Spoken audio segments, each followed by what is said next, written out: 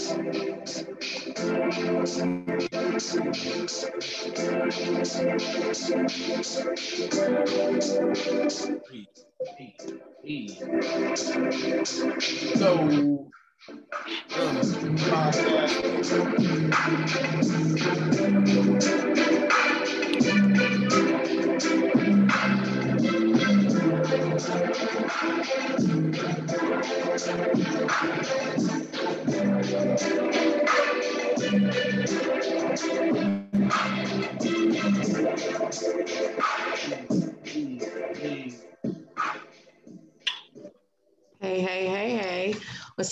What's up, everybody? Welcome to our Counterpoise podcast.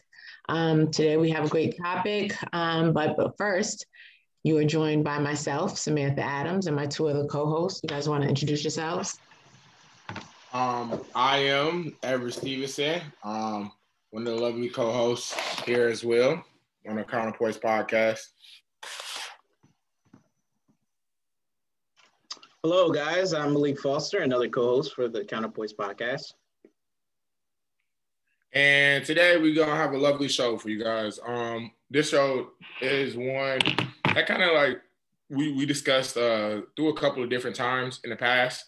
And from our own different experiences that we've kind of had. And more recently, we had a co-host who had a family member who experienced something that kind of along the lines of something that we realized was evidently a common experience that a lot of children may deal with when coming up and obtaining that regular education, just in an informal sense of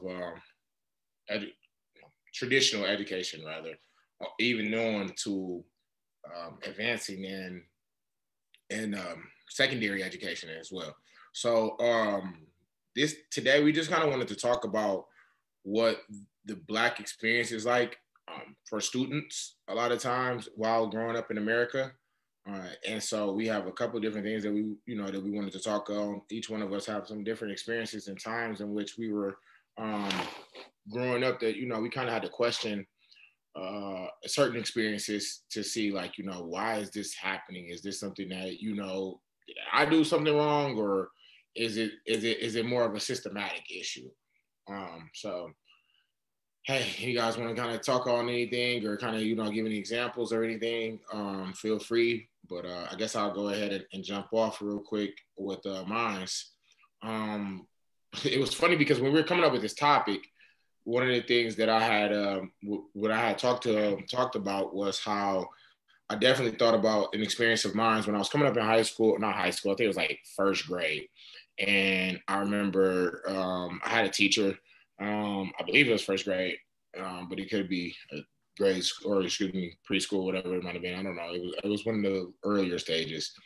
And I remember I had a teacher that kind of like would, I felt like she was kind of being like mean to a degree in that regards, as far as just like kind of like being extra. Like it wasn't like so much that I was a bad student, that I feel like, because, I always did my work and I always, would pay attention. But as a lot of people will know who have young boys, they're a little talkative sometimes.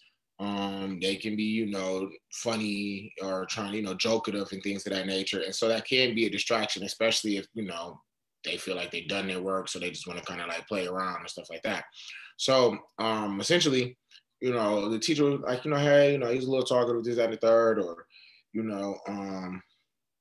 or ever, he does his work, but, he has whatever the case may be, he just likes to talk and play around with his classmates in school. And I thought it was, at first it wasn't really that bad, but then like it started to grow when I started to realize that it spurred into other situations. So one example would be when I would always get like, back then we would do like spelling tests. And so I would always have like, a little spelling test, and I always had to bring them home each week. You understand? Bring them home every week. Let me see, where you at? Let me see, So had them, and then you would do it. And as a kid, you know how it is, like you can forget certain stuff. So like I was so used to always doing them. So I would bring them home. Some of them be, good, bad, whatever the case may be.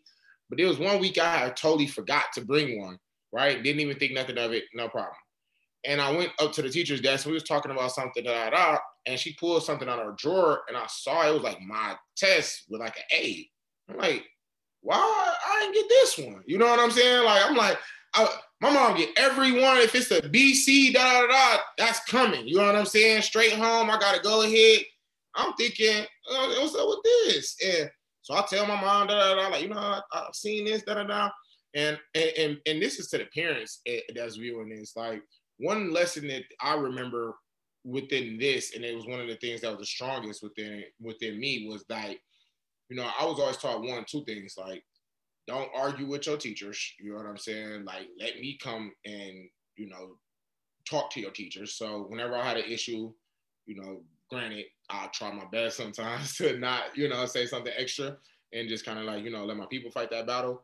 But also being there for the child, because as I explained to my classmates, I was like, that was the first example for me at a young age to see my parents actually advocate for me.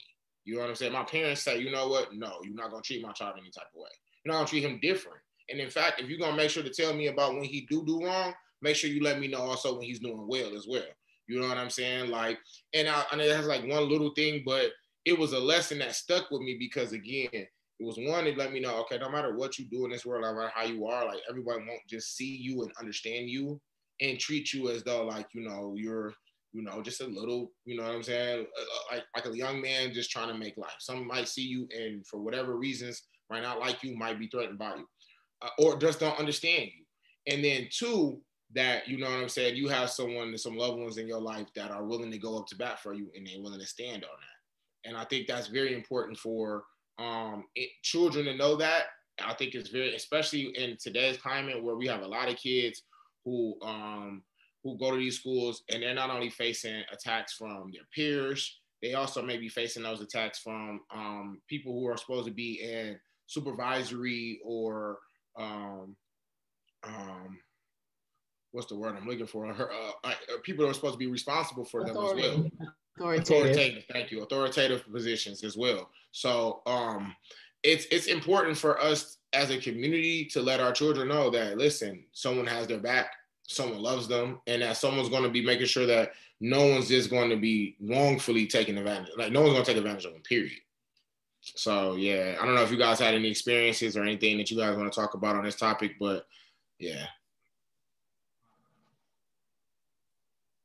I wanted to talk about more so from a standpoint of what you mentioned earlier, E.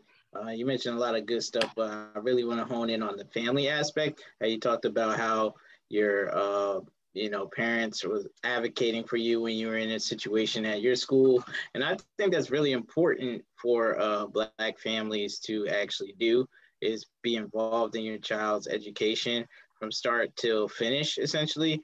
And I think we seem to lack that sometimes. Like, we just think, hey, just go to college, that's it. But you got to start the work early, start all the way and follow it all the way through it. It's a process. It's a journey. It's not just like, okay, you're at the end of high school, you got okay grades or you got good grades, just go to college. Like, you have to educate them continuously, and start guiding them, and they have to see some examples, right? Like, you just can't tell them. You want to show them some examples of, like, Black men, Black women doing things that you would want your child to do, so your child can see that example growing up, so they can always lean on that example. Like, oh, okay, Mr. James was doing this. Let me talk to Mr. James, seek guidance, so we're just not so lost and just like walking around aimlessly and people don't know what to do, right? When they come into tough situations in the education system. That's one thing. Another thing about the family is being involved, because if your child is going to a predominantly white school where there's predominantly white teachers, where the school is just ran by white people or other groups of people that aren't Black per se, you definitely want to be involved to see how they're teaching your child, how they're interacting with your child and stuff like that. So that's why I think, being involved with the family is very important, so you can see who's having an influence on your child, because that's going to influence their behaviors as a young adult. And, that's that's what happens. So for me, I feel like when I was in school, my grandmother really promoted, college and stuff like that. But, my environment didn't really promote like going to school and, getting a degree and getting a certain job. Everybody wanted to be an athlete, a rapper, entertainer. And it's like that's not for everybody, right? Every Black person can't do that. Every Black person doesn't want to do that. So I don't think we should always promote that so heavily in our community. I think we need to promote some things that we actually need in our community more. So we have enough entertainers, we have enough rap artists. We need more doctors. We need more teachers, like Black males specifically. We need more Black male teachers, Black female teachers. We need pharmacists. We need everything, all areas of activity essentials. We need more business owners. We need more electricians. We need more, you know what I'm saying, plumbers. Exactly. We need more, like, it don't necessarily have to be traditional, like, right. trades. And again, like, we need more coders. We need more chip manufacturers. I was just watching the documentary the other day talking we need about more innovators. chips. We need a think tank. Like, we need everything that every other community needs, basically, to function as a successful community. And sorry if my screen's going crazy. It's like the lighting, the natural sunlight's playing around here. But I'll wrap up and let Sam go about her experience with my HBCU experience. I went to Delaware State University, and that really helped mold and transmute a lot of my ideas into shaping how I think, like, about Black history. It helped me learn more about that.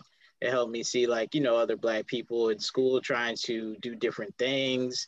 It really promoted a positive culture from that aspect of an educational standpoint. There are a lot of different groups of Black people just trying to improve upon their life, instead of, like, my small little high school where it's just like, 100, maybe 200 of us, and we're all doing about the same thing.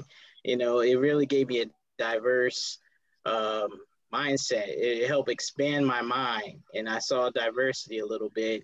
I even saw some Asian students, different kinds of students. Even though I went to HBCU, it wasn't 100% Black. I saw different groups of students, even different groups of Black people from different countries. I got exposure to that.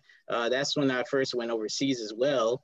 When I went to Ghana, actually, is when I was in undergrad. So that was nice experience as well. So it was very beneficial to me and a positive outlook on my education. I even had a white professor who was pretty good and cared about the students too. So I think, you just have to have a broad mindset when it comes to your education, and you want to explore different options.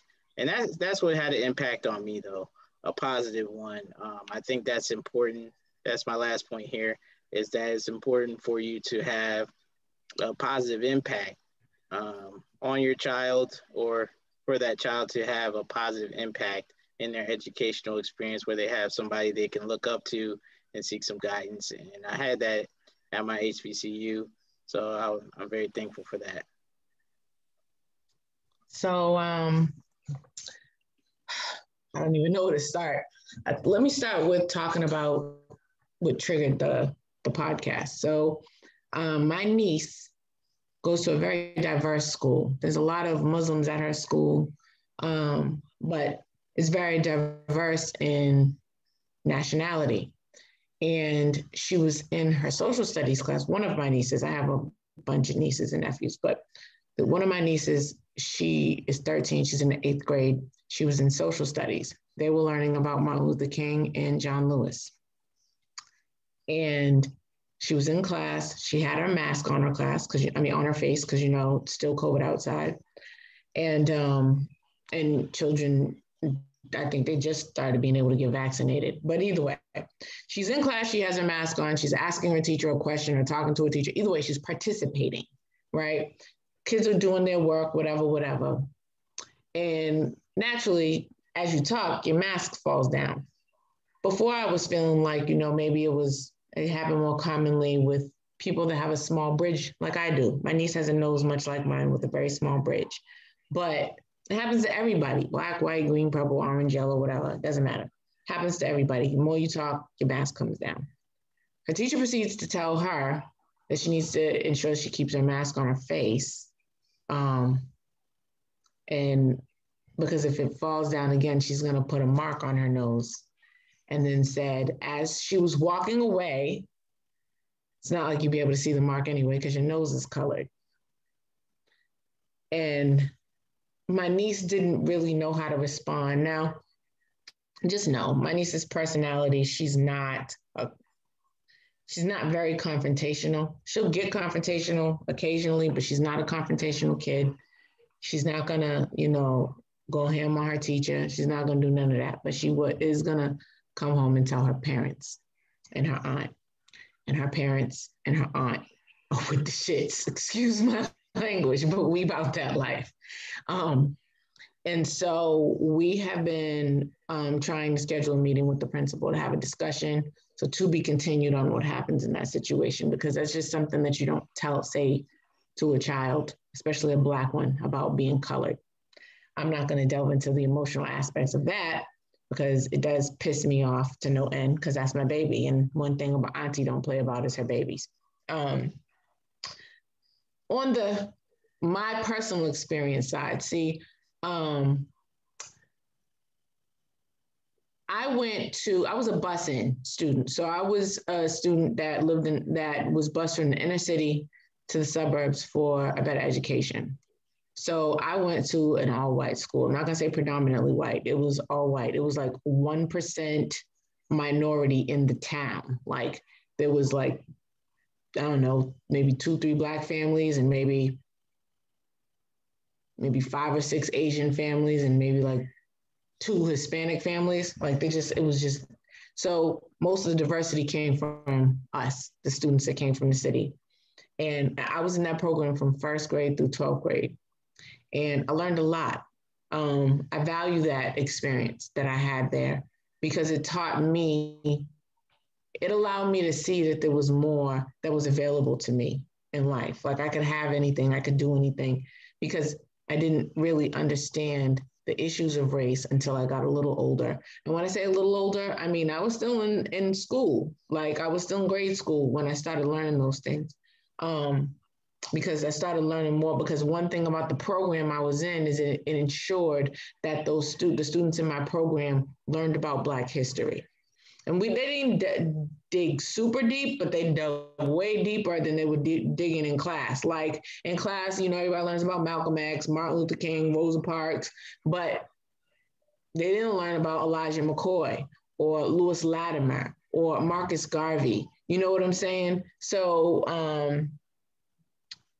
we learned a little bit more and it made me want to know more about who I am and more about my history and my heritage. I also have a fairly rich family background, so my family also would tell me a lot of things too. Everett had the experience where his parents would tell him, don't talk back to teachers. And what was the other thing? Oh, come and let us handle it, right? Well, my family didn't really teach me that. They did have the let me handle it attitude, but the problem was I was a social butterfly in school. I got good grades. I did my work, you know what I'm saying? But I was a social butterfly and it was distracting. I had a teacher who once told another student a year before me, who was my friend at the time, sent a note home and told her she had to take her beads out of her hair because it was a distraction. You know what I'm saying? Kids used to come up and always try to play in my hair. Don't touch my hair. You know what I'm saying? That's what we learned as little girls because our hair was different. I don't think the teacher liked it, but she probably got in trouble. You know what I'm saying? When I got into her class. But I've had various different experiences. But one thing about me is I was going to say something. I was willing to take the consequence. I was willing to get in trouble. I didn't care if I was getting in trouble at school or at home or both.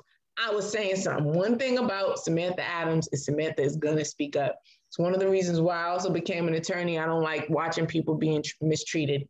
So even if I wasn't the one being mistreated and I saw my friend being mistreated, I was saying something. I'm still like that to this day. It's part of being an advocate. You know what I mean? So I stayed in trouble. And I once had a teacher tell me, Samantha, I like you, but your approach is off the hook, because it wasn't that I would just say something. I would yell about it, like scream at the top of my lungs. I didn't care, because I felt like I'm an individual and you're going to show me the respect that you expect from me. And that was always my attitude. Now, growing up as a grown ass woman in 2021, I mean, I'd be damned if some little kid gonna be sitting there hollering at me. You know what I'm saying? So maybe that teacher told me what she told me. Maybe she was on to something. But at the same time, I've definitely had some wild experiences there. I've had students come up to me because the only exposure they had to Black people were us at school and the news. So somebody gets shot in my hood, and a kid comes up to me and asks me if I knew the person. Why? Why do you think I know them? Because they're Black and they're from my hood. You know how big my hood is? You know what I'm saying? Did you know John? You're from Dorchester. Oh, you know John? John who? Like, what are you talking about? That kind of stuff. But the bigger thing was the ignorance. The ignorance. There's a fine line between racism and ignorance. And it takes a lot of energy to try to figure out which one is which. And when you're growing up, and I recognized this before I went to college. It takes a lot of energy to try to figure out which side somebody's on, which side of that line they're on, but then I went to an HBCU, and I went to Clark Atlanta University. I loved my experience at Clark Atlanta. And I feel like the experience that I had at both Clark and the high school I was in, it's in Concord, Massachusetts, not Concord. Let's just be clear. It's Concord, Massachusetts. It gave me balance, because it let me understand how I can function and operate in all environments in the world, because it taught me that everybody has their own culture, everybody is different and deserves to be treated fairly and equally, right?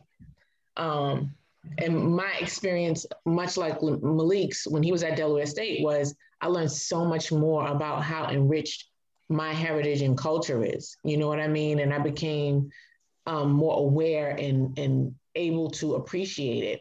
So when my niece had this experience, I've had, like I said, guys, I'm not even about to lie. You talk to we can hop on the next What's Up Wednesday of any one of my high school friends. Like, remember Kim? She'll tell you Samantha was always going off about something. You know what I'm saying? But right, wrong, or indifferent.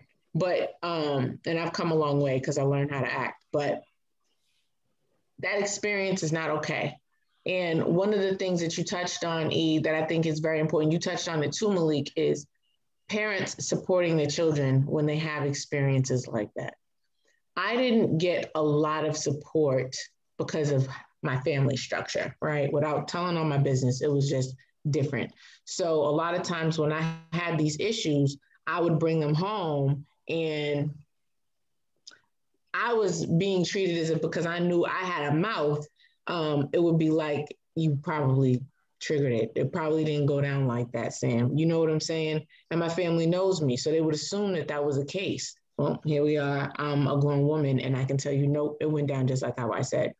I can still tell you that, and it got to a point when I was in high school where my mother had to come up to the school, because I had some friends.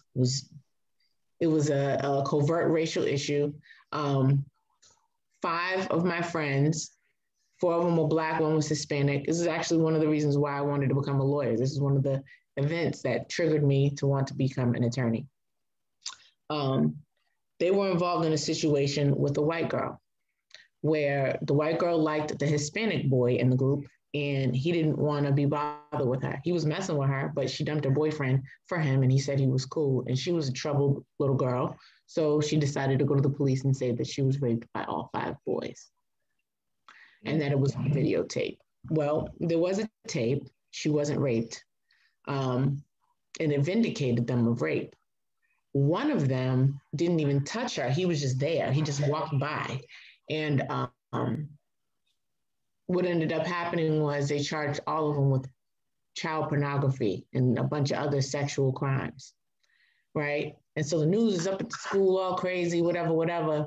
And I remember just advocating for my people because that was my crew. It wasn't like they was just people I was cool with. Like 3 of them was in my crew, like my people. You know what I'm saying? And so I went hard. We circulated a petition. I wrote character letters. I was going to court to support them. I was bringing schoolwork to their houses just to make sure that they stayed on track. Because mind you, it was our senior year in high school. 3 of us were supposed to graduate. 3 of them were supposed to graduate. So this was going to prevent them from being able to graduate. They were suspended indefinitely. And I think the setup was suspend them indefinitely. Then they failed because they missed all this work. Well, nah, y'all wasn't about to do that to my people. So I made sure I brought schoolwork to them. I made sure that I taught them the lessons that I learned in school that day. I made sure I helped them with their homework and turn their work in because this is schools on the internet, all that, right? So I made sure, and they walked. They graduated. You know what I mean? And I'm not saying it's because I did it for them, but I didn't want to see them fail. They did it for them. But because I supported them, right? It was, you've got these, and then when you see the image in the news, right? You've got these 5 Black men and this little white girl, when in actuality, that girl was older than I think two of the kids. 2 of the boys, right? And she was only a year younger than the other ones. You see what I'm saying? And so, and in Massachusetts, you got to be 18 to make a porno. That's the reason why they got hit with child pornography charges. They got probation, whatever. Case is all fine. It's all settled. It's finished, whatever. But at the end of the day, the point was that they were being railroaded, and I saw it as an 18-year-old, and I didn't like it. So I did what I could do to try to help. But because I was an advocate, I used to have all kinds of issues. Some of that, I don't know if it stems from what they were being charged with or if it was the fact that they were Black. And in some circumstances, I believe it was because that they were Black. I really do. You know what I mean? Because of the way that they were being treated and the way that I was being treated, and I think that we have to be more mindful as grown-ups, as adults who are stewards over children, to make sure we're mindful and we listen and we hear what they got to say and try to get to the bottom of it before we just, make it seem like, oh, you probably caused the problem. It probably wasn't like what you said. Do your research, investigate, find out what's going on, because you need that support. Because you see how Everett had an experience, and he to this day remembers how he felt when his parents went to go back for him. You know what I mean? And I think that's really, really important. Absolutely. And I wanted to say too, Sam, because you touched on 2 good points in regards to that. One, like you touched on the fact that, like, a lot of times, and this is critical, you don't know if someone is just ignorant versus intolerant and racist. You know what I'm saying? And that's major, because I feel like a lot of times there's a level of intolerance that comes from that ignorance, right? Because you're not necessarily used to being around, maybe young Black males or young Black females or whatever the case may be, or young, minority children or whatnot. You don't understand the culture. You understand that this is not a troubled child. This is just probably somebody who has a lot of energy and a lot of focus. And if they can just kind of get channel that, or kind of tap into those type of things, then the sky's the limit for them. And I think that's one of the reasons why we wanted to have this conversation, and so that again, for parents or for children who may be viewing this, or someone down the line, and everyone in between, aunts, uncles, whoever, make sure you're encouraging your children. Make sure you let them know, no matter what, don't ever put no label on yourself. I don't care what anyone told you. I don't care what any scientist said. I don't care anything about that. The only time you labeled is when you believe it. You know what I'm saying? So that's definitely one little quick moment I just want to, say with that. But also, I think, like you said, the fact that a lot of people aren't necessarily, and a lot of times in a lot of schools in today's world, you have a lot of people who are, like you said, in authoritative figures, whether they're administrators in, you know, the office, or, you know, they're actually teaching in the classes. A lot of times you have, you know, people who aren't necessarily familiar with the environments in which they're teaching in, kind of similar to like we referenced with the police, where it's just a disconnect in understanding that, you know, how kids talk, react, da da da. But one thing I think we can also say too about children, and especially children within the education system, is like, is one thing I know from my experiences, and no matter what type of children you deal with, whether it's, you know what I'm saying, white, black, blue, brown, whatever, rich, poor, however, the one thing I can say is that children can tell if you are serious about them. They can tell if you love them. They can tell if you care about them. They can tell if you're going the extra mile for them, or that you care about them. They know, because they see you, you know, they know you don't play about them. They know they can't get away with certain stuff with you. They know you're going to hold them accountable if they tell you that they want to do something and they don't. They know that you're going to hold, you know what I mean? So kids can essentially see that and feel that.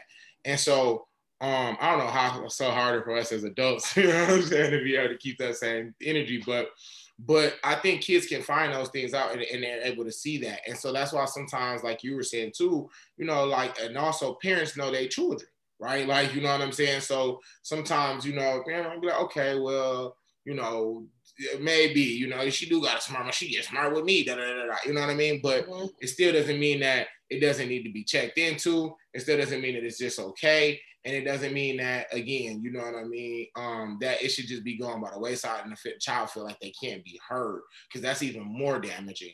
If you feel like you got to take it at the job, or excuse me, I always grew up, your job is school, like when you were a kid, right? But when they have to hear it in school, and then maybe, you know what I'm saying, it's like on a two-time loser, or if not loser, but like a double whammy, if you will, if I feel like, you know, I'm not necessarily getting heard at home either. So one thing I definitely want to agree with is, again, like, you know, looking to see that indifference, and also like the intolerance and that cultural difference from a lot of people who are actually in education versus a lot of individuals who need the help of, you know, traditional education. But also, I think you guys both hit on something that was real big, and I wanted to touch on that too, before we go into this next little video afterwards, because it kind of all correlates. And it referenced, you guys talked about, you know, a level of understanding of culture. Like, and I know, like, a lot of times, you know, we referenced it in regards to like, in higher education and things of that nature. And it's funny because I'm looking and I heard that. And for me, coming up, a lot of it was, you know, being around family. But like, I also feel like my parents kind of made it a point to let you know who you are. Like, you know what I'm saying? Like, it was like their job because it was like almost like they kind of understood that, okay, you know, we putting you into this society, but at home, I want you to read this, or I want you to look at that.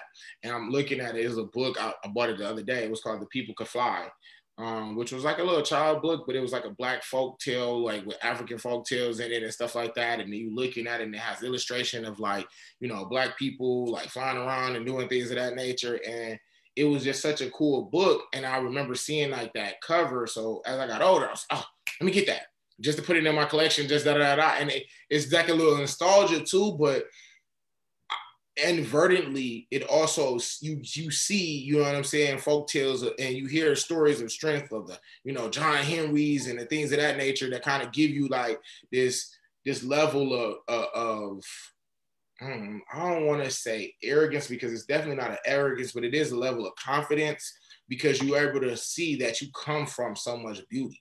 You come from so much strength. And I think if we could teach that, then when you go off into the world and, you know, whether it's on a school or a job as you get older, you'll be able to have an internal level of self-confidence and self-understanding that the things that's thrown at you, it's not going to break you. You know what I mean? You're going to be able to say, you know what, that's just their issue. You know what I'm saying? And so one of the things that we definitely wanted to show here momentarily was a video in which, you know, it kind of combined both of the things that we were talking about in a sense of a parent who is going to be here advocating on behalf of a child, and also, you know, a parent that's sitting there advocating on behalf of her child, as well as someone who's sitting there and making sure that, you know, she lets a teacher know who may be a little bit, who may not necessarily, if you will, be culturally aware of the significance of a certain situation. And in regards to the George Floyd situation, this happened sometime last year. But the clip's still good nonetheless, and it kind of hits on a lot of the things that we were just talking about. So I'm gonna go ahead and play this. This is a video that was on World Star Hip Hop, and we just got this off YouTube real quickly. But,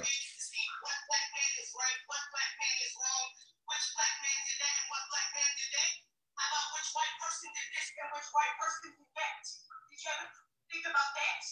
Well, actually, no. I don't feel as though that this conversation that you're having with our children is a good one, okay? I really don't. Because it's 2020, you got racist ass motherfuckers that don't care. And now you're in school talking to my kids about George Floyd. That ain't got nothing to do with this. You're having an ignorant, disrespectful conversation. He wasn't supposed to be honored. Wasn't supposed to be this? Are you saying this because you're white? Oh. I think now you have mom upset, and I'm speaking to a teacher, nobody else. But I feel as though since we all zooming, you need to see my face, and I can't go to speak to you about 2020 in the background. My daughter's leaving your class. And if you would like to speak to me, you have my phone number, you have my email. So yeah. Simple video, real quick, simple clip, but to me, it was powerful because I can promise you that girl is going to forever remember that my mama rolled for me like that. I can promise, I can assure you, like you know what I'm saying? That I know that, hey, I ain't got to worry. I got somebody that got my back. But more importantly, what she saw was somebody that said, listen, no matter what you got going on and whatever the case may be, you know, don't feel like, you know, that you have to, you know, accept what somebody's telling you just because they're in a level of authority, in a sense, because that's also something that can be damaging. Just because somebody has a certain level of a position, it doesn't necessarily mean you're supposed to accept it carte blanche. Always think for yourself. Always be a critical thinker to a degree so that you can take whatever the insight that someone's giving you and see, does it make sense? Should I apply it? You know what I'm saying? Where are they coming from with it possibly? And is it something that might help me and help my community? You know what I mean? If it's not, then take it and keep it pushing. But I really think that clip was very powerful for those couple of reasons. It was powerful. My father used to say, your teacher's mouth ain't a prayer book. He used to say it all the time because at the end of the day, they're human, right? Aside from just that fine line between being racist and being ignorant, they're human. They can make mistakes too, right? But in that instance, shout out to Mom Dukes over there. I don't know who she is. I don't know where they are. I just know, shout out to her because first of all, she was very protective of her child and even the other children in that room, regardless if they recognize it or not, as to what it is that they were being taught.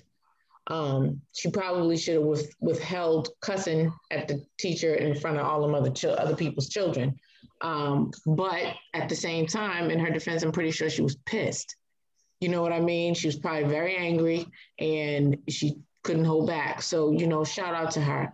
And advocacy matters.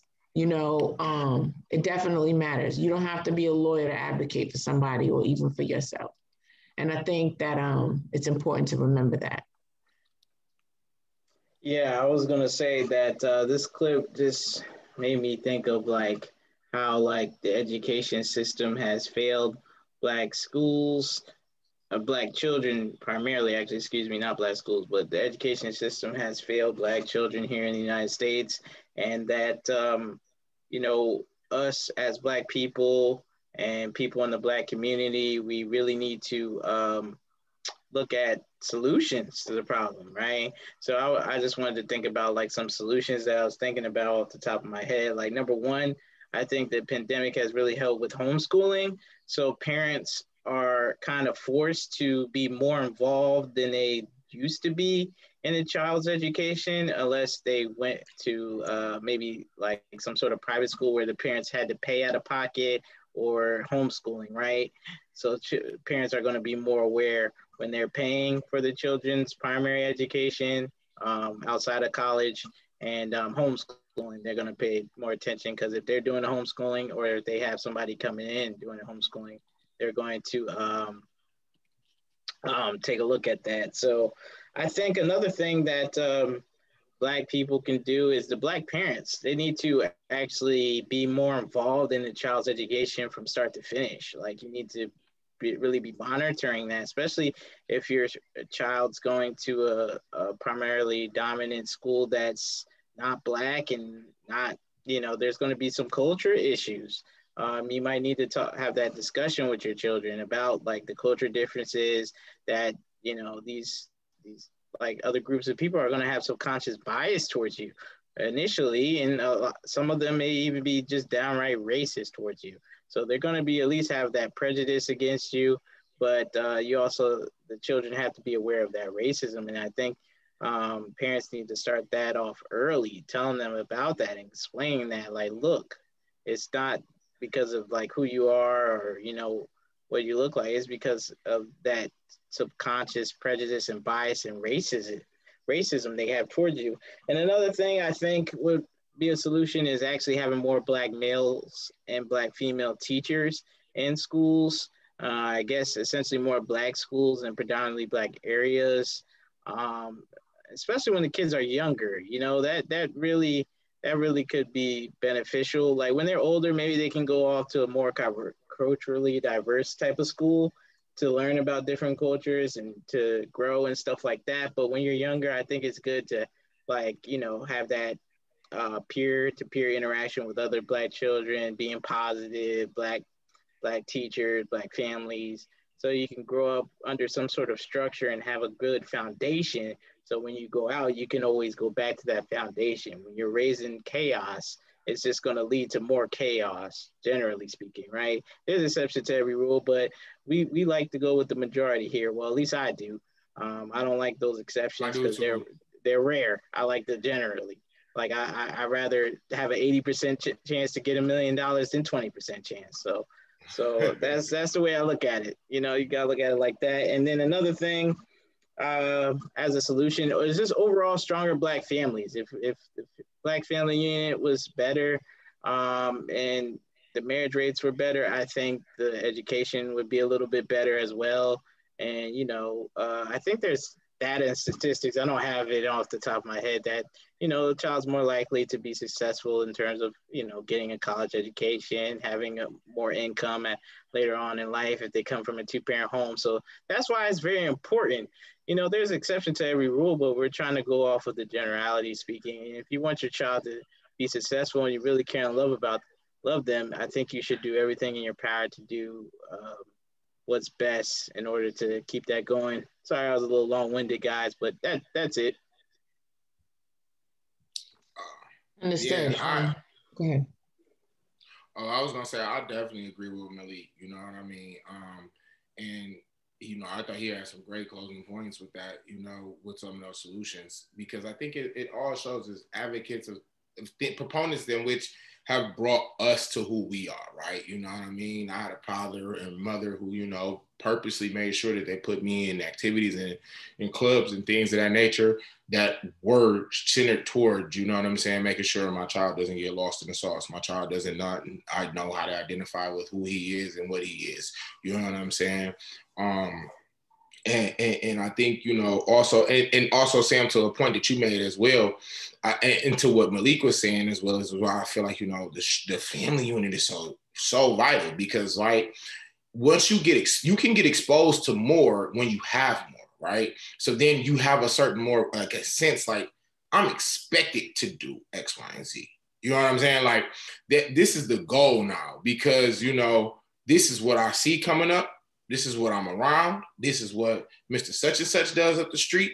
You know, you hit it on the nose. I had a neighbor of mine once growing up, a black man, Mr. Lynn. Shout out to Mr. Lynn. I mentor of mine all the time. He grew up, man. He had a wife, like 3 girls, and he was on. You feel what I'm saying? Nice neighborhood, everything. You feel me? Like family was cool. You know, I wasn't in their house, but I know it was a nice house. And you know, they wasn't going starving or nothing like that, and took real good care of his people. You know what I'm saying? Still to this day, like in the community, Stan came in. They had no boys, but would come volunteer and come work with, you know what I'm saying, the young male groups, like, so advocating and stuff like that. He didn't have to do that. But maybe because he wanted to make sure that maybe his daughters might grow up one day and meet some men that he, you know what I'm saying, that he might, you know what I'm saying, go out and try to put something into, you know, those young men so that they can kind of grow up in this world and society and say, you know, somebody took some time for me who didn't have to.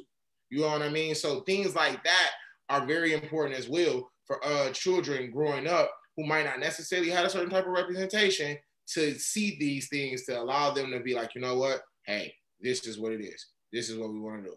You know what I mean? And this is why I know it's possible, because I've seen individuals who do these things. So I just want to say in closing, I definitely think that, you know, along with what Malik said, as far as stronger families, you know what I'm saying, teaching kids earlier, you know what I'm saying, about themselves and culture. Also, you know what I'm saying, growing and giving them a little bit, exposing them to diversity so that they can now, once they do get out here, not do the same exact things that we're talking about, shun other people off because they maybe look a little different, or, you know, maybe not listen to someone else because they maybe have a different viewpoint or look to them. You know what I mean? And be willing to be able to be accepting, if you will, of whatever life might throw them. So yeah, that's all I have for that one. And So Bernard Herring once said, it belongs to the very substance of nonviolence, never to destroy or damage another person's feeling of self-worth, even an opponent's. And so, you know, when you're talking about race, education, and things like that, just be mindful that you're teaching the masses. It's not like it's just one person and you're just responsible for that one person or just your child. As a teacher, you're responsible for the community. You see what I'm saying? You're carrying a community on your back. One of the things about what happened with my niece that was so frustrating is the fact that she's a social studies teacher. She teaches about the study of social interaction between people, and that includes as it relates to race. And so to make a comment that ignorant or racist or however you want to categorize it, it was inappropriate and it was insensitive. It wasn't made with any real thought, and that's problematic. And so, you know, you don't want to tear other people down because you never know who it is that you're talking to, whether that child or who that child is going to grow up to be. And so you want to go ahead and continue to uplift people and be good to people and be positive to people, because again, you know, the world is already tough. We already have a lot going on.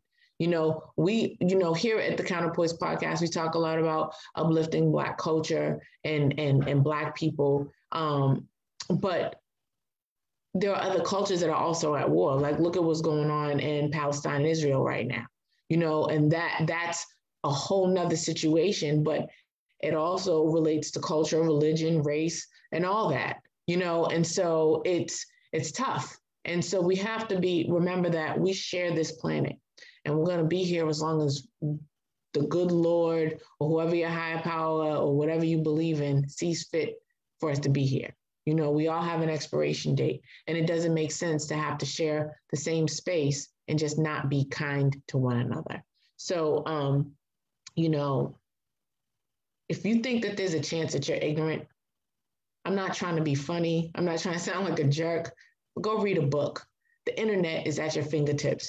There's a lot of things that you can learn and stand to grow from. And there's a lot of things that you can teach others. And when you're talking about children, make sure you know what you're doing, because their minds are very, very open.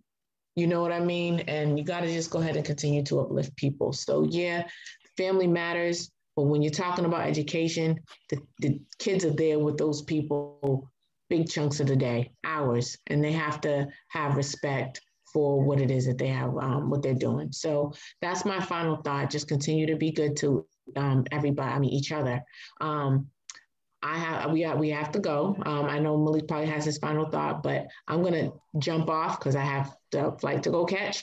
But if you guys want to follow me, go ahead and follow me on Facebook at Samantha Adams -ESQ, on IG at Samantha Renee 77_ESQ. Check us out on our Counterpoise podcast at Counterpoise Podcast on YouTube, Counterpoise Podcast on Facebook, Counterpoise Podcast on IG.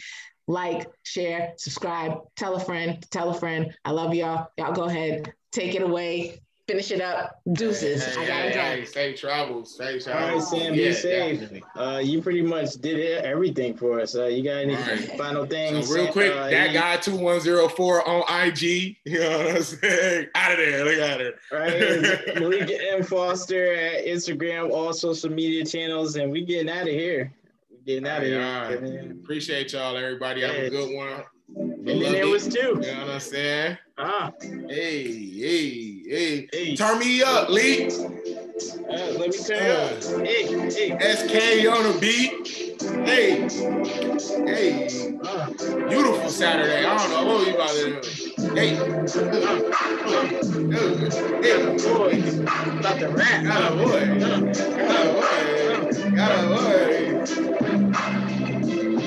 Hey.